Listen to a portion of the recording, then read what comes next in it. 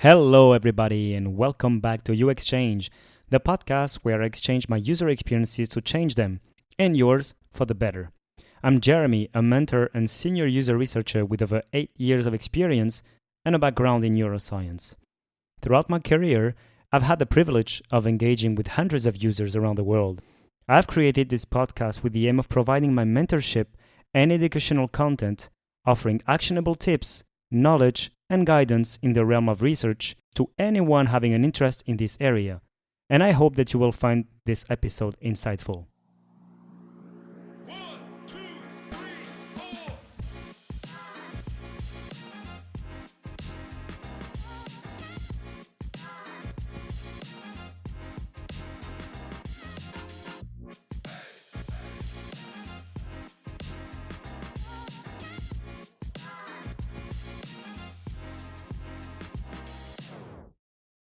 Hi everyone, welcome back to the show.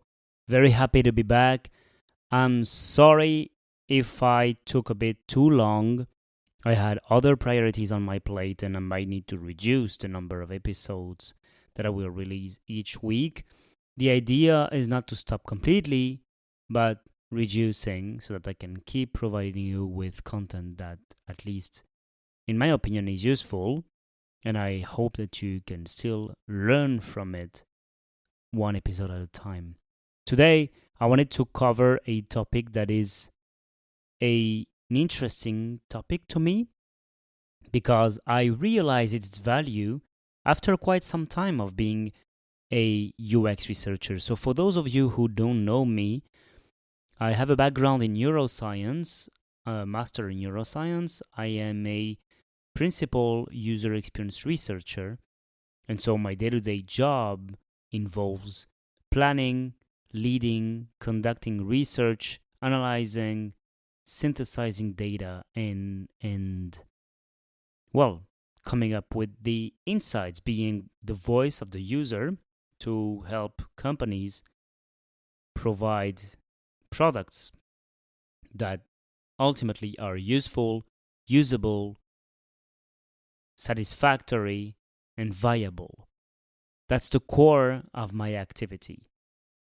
And on the side, I like to share about my learnings, my experiences, what I discover along the way, also the mistakes I made so that you don't have to reproduce them and you can learn from me. So today we will cover one methodology that I think is absolutely essential for any user experience researcher to use, but not only to use it, but just to get into the mindset of taking advantage of it. First of all, if you don't know about usability testing, this is a methodology that is used to test if your product, it can be an app, a website, anything, is usable, meaning if it's easy to use and if your user can accomplish a task with your product. For instance, you are developing a self-development app, but you're not sure if, let's say, the flow is correct, if the way you structured information made sense, if the clues to help your users navigate back and forth in the app make sense. And this could highly deteriorate your user experience if you don't take care of that. That's where usability testing come in. So when you develop an app, you go through several stages. And for those of you who don't know, we commonly refer to them as the double diamond because it's shaped as such.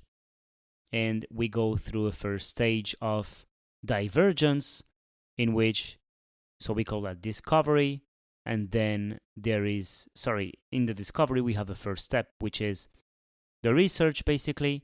And then we converge on the data that we gathered. We collect data first and then we synthesize it. So basically I interview, let's say 10 participants, and then across all of these interviews, I will synthesize my data and coming up with insights. In the second part, we will based on a problem we identified, we will come up with solutions and then we will test them. This episode focuses on the last part of this double diamond, which is the testing part. And so I am focusing today on the usability testing, but not any kind of usability testing. So for those of you who don't know, the usability testing involves having your users and your participants testing your product, basically. You can observe them, you can gather data by observing them, taking notes, or using automated tools. But most of the time you will count the successes, the failures, the time it took for your users to accomplish the task. But not only, you will also gather their verbal feedback. And all of that put together will allow you to paint a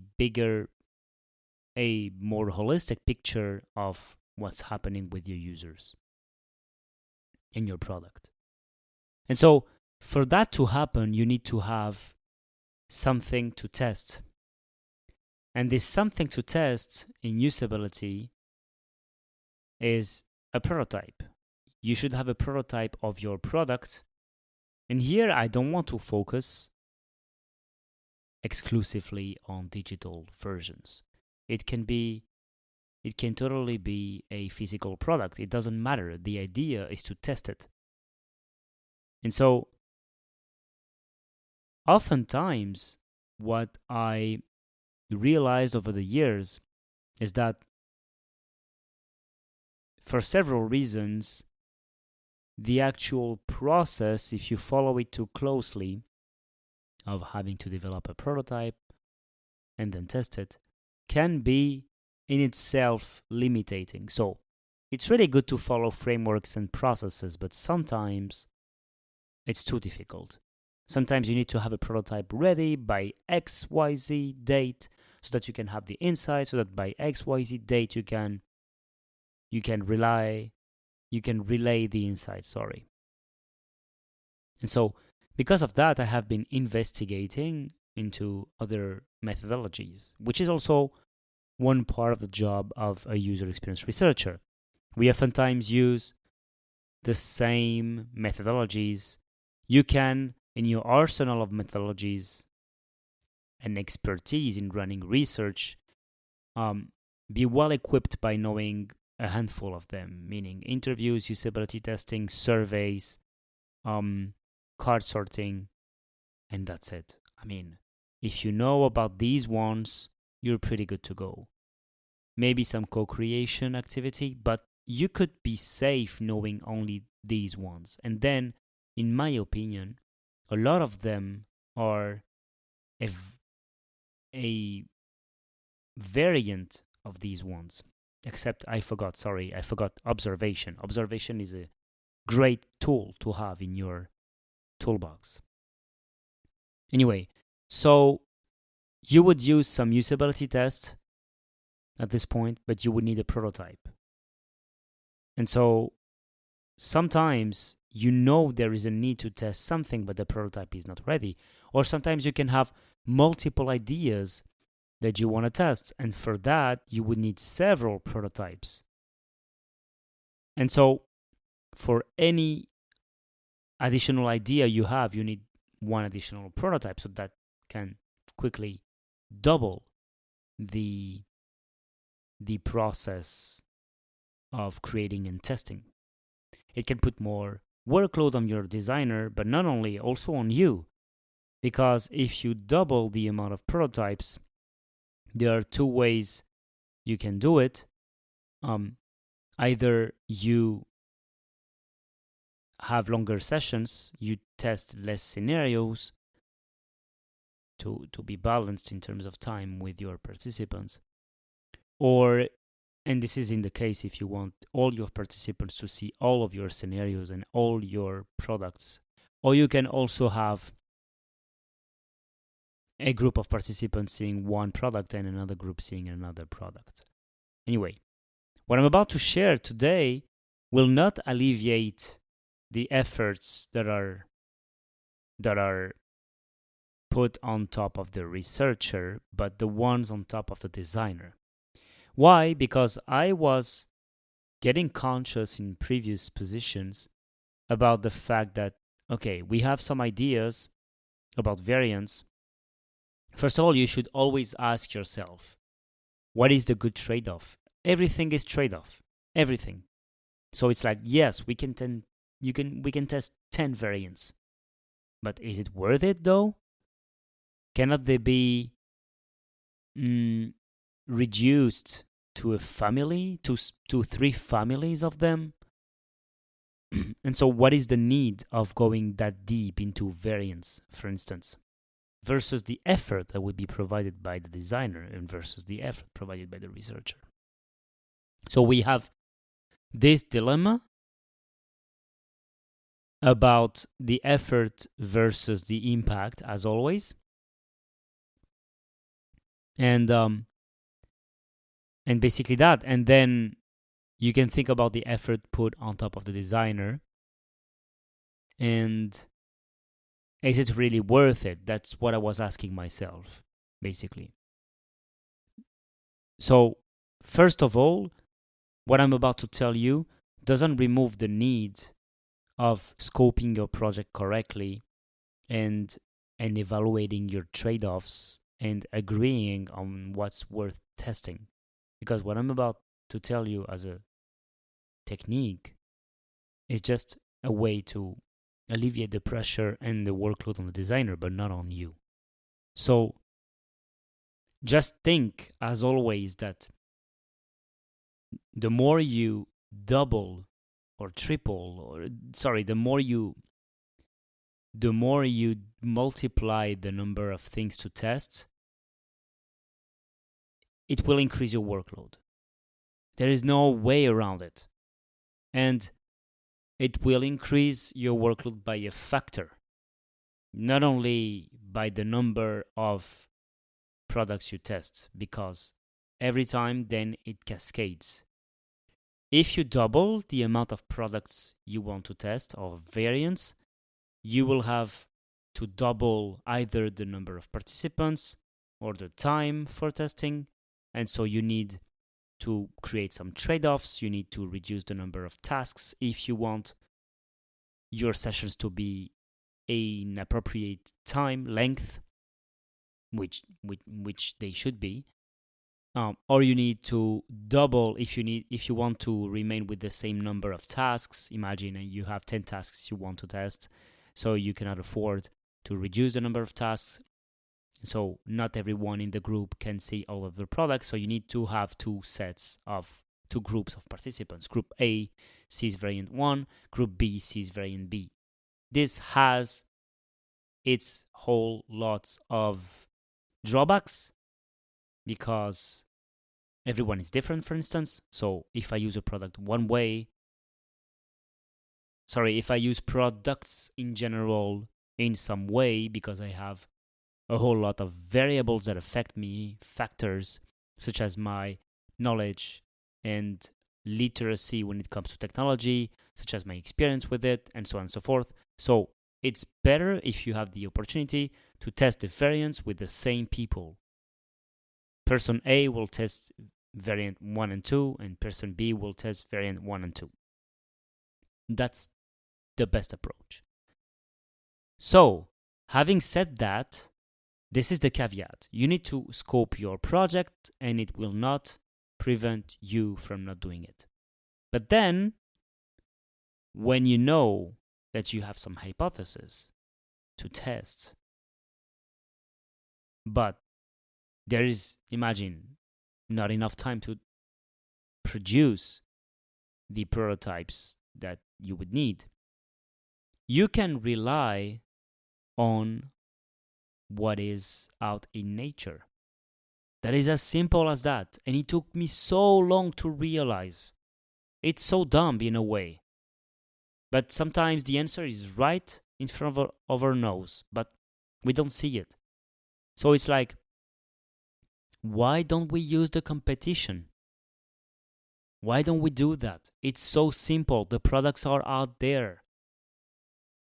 Someone in one team in one part of the globe has taken some time to design and develop and implement this product, and they have their whole set of questions and challenges, and they took the time. It's like if you took the competitor and you make them work for you. It's absolutely amazing, in my opinion. There are caveats to that, but in my opinion, that is freaking amazing. So imagine I'm making a food delivery app, and I want to compare it, and I don't know. Imagine my app may have a social dimension to it, and the app of the competitor also has it, but it has another feature. I don't know, maybe you can post your meal online and you have people commenting, and you don't have it. Or maybe you have it, but you have it another way. It's like you can send direct messages, whatever.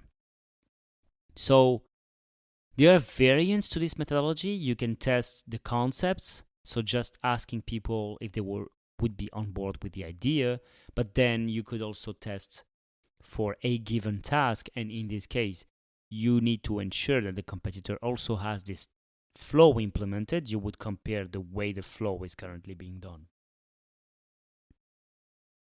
So it's basically usability testing. I don't like to say it this way, but for the sake of the example, I would say it's usability testing on steroids. Because you can answer so many questions with way less effort, at least in terms of the involvement of the designer. The designer just needs to produce the main version of your product that you have the main hypothesis for. But then you take the ones of the competition and you test them alongside your product, and you ask the same questions. Of course, as a researcher, you need to make sure that all your participants see all the products. That's the best way of doing it. You can do it another way. You can also give different products to different participants, but then the comparison will be not as accurate, to be honest, statistically speaking. And it's also not only statistically, it's also how you conceptualize, I don't know, a time on task. In one case, you would compare for person A how better they did with competitor compared to you. But in another case, you can say, on average, these people made XYZ amount of time to do this task with our product, and on average, these other people took XYZ amount of time to do the task with the competitor. So that's a whole different set of questions. Anyway, it removes a lot of pressure and workload on the designer to produce several variants. And if you do it qualitatively, I would say it is less of a problem to do it with different groups, because you are here to fish for insights. So it doesn't really matter if it's two different groups. I mean, it is, because you could ask one person what do they think comparatively with these two designs, but qualitatively, in my opinion, it has less impact. So that's what I would do. Of course, there are some ways of doing it correctly. Do it, follow the best practices of doing a usability test, create a research plan, create your objectives. You could also do some heuristic analysis before to create some hypotheses. Focus on 2 to 4 similar products, not 10, of course. You should look for competitors that have similar content and functionality, of course. And then when you run the test, of course, try to have 3 max variants per participant. Don't make the comparisons too subtle. You don't want to compare a color on a button. That doesn't make a lot of sense, to be honest. Don't focus on preferences. Don't ask blindly which website do you prefer. No, you should understand the whys behind, and then when you analyze, you can look for trends, differences across products, identify unique solutions the same way you would analyze it with competitive analysis. However, this is a competitive analysis from the point of view of your participants. And it's further than that. It's not only competitive analysis. An analysis is like you're seated and you fill a spreadsheet document analyzing the design. No, here it's like how it's felt, how it's experienced. And so think about, I see a lot of the times comparing products and people saying, who's the winner? There is no winner.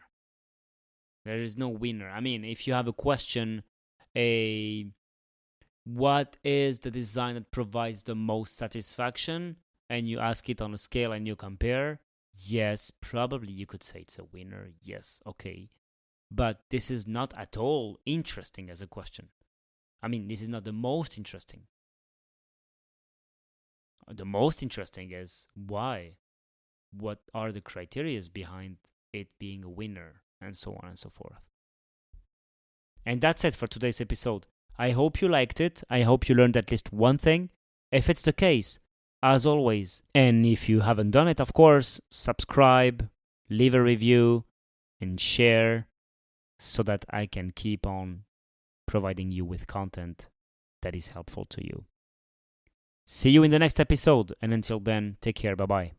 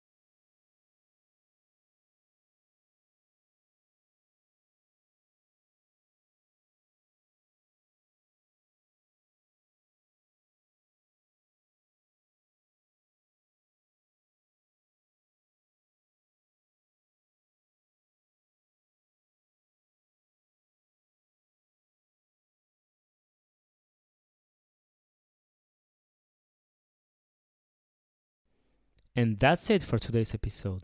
Thank you everyone for joining me today on New Exchange. I hope you found today's episode insightful and valuable. Make sure to subscribe in order for you not to miss the next episode. Share it if you liked it and leave a review. Thank you for your time and attention. If you have any questions, comments, or suggestions for future topics, feel free to reach out directly to me. You can find all the details in the show notes. And see you in the next episode. Bye-bye. And